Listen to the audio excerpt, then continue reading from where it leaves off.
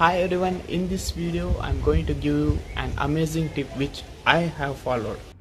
We love to decorate our car. At the point when it comes to car windows, we generally consider garnishing them with chrome. We likewise look for different sources to garnish our car, and we get disappointed after the long run by installing them to windows.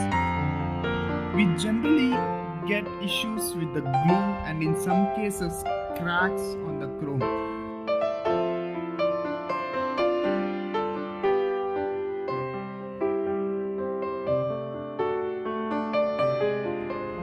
So I purchased this new genuine company manufactured spare part chrome window garnish to install on my car. These are genuine spare parts which are manufactured by the car company itself, and you can buy directly from the car's service center or from the spare parts car retailer outside.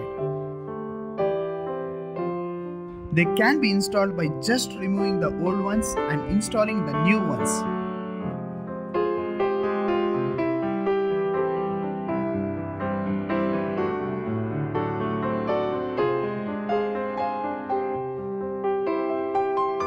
After installing these genuine chrome window garnishes, you will be better satisfied and protect your car from sun, rain, dust, and these do not rust or damage in the long run and preserves your car looks.